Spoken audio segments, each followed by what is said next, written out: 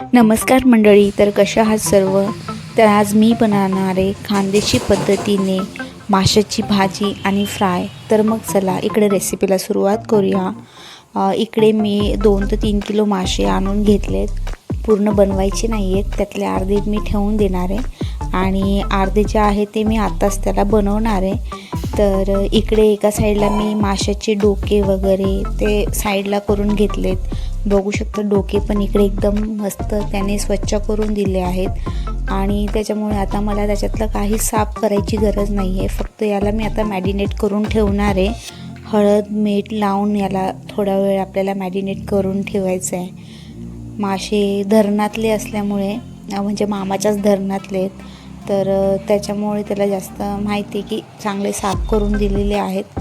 आणि एवढे सगळे बनवायचे नाही, थोडीशी आता रेसिपी बनवणार आहे. त्यासाठी याला आता मी मॅरिनेट करून ठेवणार आहे, म्हणजे बाकी फ्रीजमध्ये पण ठेवले तरी ते चांगले राहतील. तर इकडे आता माशांवर लिंबू पिळून घ्यायचं आहे आणि त्यानंतर हे अर्धा तास आपण ठेवून देऊया. इकडे भाजीची चटणी बनवून घेऊया. मसाला रेडी करून घेते. इथे मी घेतले थोडे धने, लसूण, चटणी, मिरची आणि थोडी हळद याची आता आपण पेस्ट करून घेऊया. पेस्ट बनवून झाल्यानंतर आता कढईत तेल ठेवून आपल्याला ही पेस्ट त्यामध्ये फ्राय करून घ्यायची आहे. खानदेशमध्ये जी माशाची भाजी बनते त्यामध्ये खोबऱ्याचा वापर होत नाही, तर फक्त चटणी आणि लसूण हेच बारीक करून त्यामध्येच इकडे माशाची भाजी होत असते आणि त्यालाच खूप छान टेस्ट येते.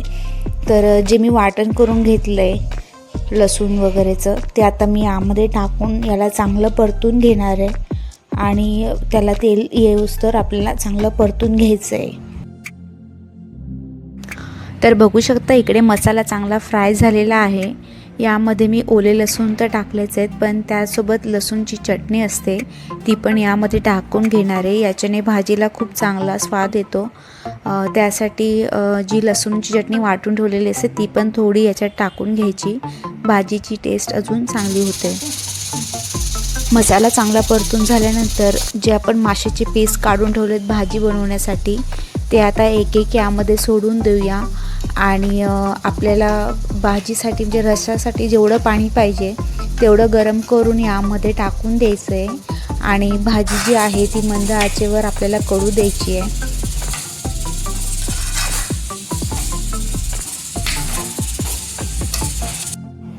तर आता एका साईडला आपली भाजी बनेल आणि एका साईडला मी आता जे मासे आहेत ते फ्राय करून घेणार आहे. फ्राय करून घेण्यासाठी याला मी आधीच मॅरिनेट करून ठेवलेलं, पण माशाला अजून चांगली टेस्ट यावी यासाठी मी थोडासा चिकन टिक्का मसाला किंवा फिश फ्राय मसाला जो असतो तो लावून घेणार आहे आणि याच्याने कसं माशाला टेस्ट पण चांगली येते आणि लेयर पण त्याची चांगली बनते. त्यासाठी जर मसाला असेल तो लावून घ्यायचा, म्हणजे मासे अजून छान बनतात. माशांना मसाला लावल्यानंतर जास्त वेळ ठेवायची गरज नाही, कारण ते ऑलरेडी मॅरिनेट झालेत. आणि त्यानंतर 5 मिनिटाने मी लगेच तव्यावर तेल टाकून आता एक एक मासा ठेवून याला मस्त खरपूस होईपर्यंत फ्राय करून घेऊया.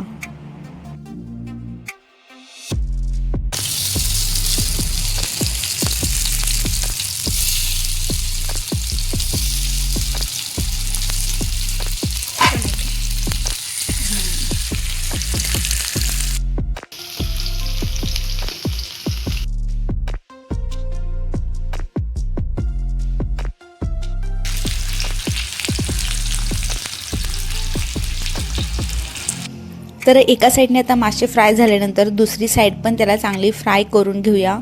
त्यासाठी माशाला आता परतून घ्यायचं आहे आणि चांगलं याला पण खरपुसीत होईपर्यंत फ्राय करून घ्यायचं आहे. बघू शकता एका साईडने किती चांगला कलर पण आला आहे आणि फ्राय पण चांगले झाले आहेत.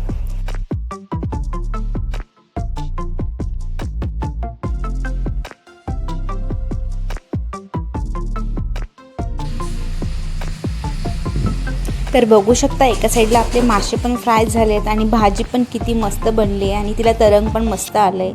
आता इकडे मी आपली प्लेट आहे ती वाढून घेणार आहे आणि ही माशाची भाजी आणि भाकर खायला खूप खूप मस्त लागते. चपातीपेक्षा भाकर याच्यात खूप छान लागते आणि जे फ्राय आहेत ते पण खूप मस्त झालेले आहेत. तर मग तुम्हाला खानदेशी माशांची रेसिपी कशी वाटली?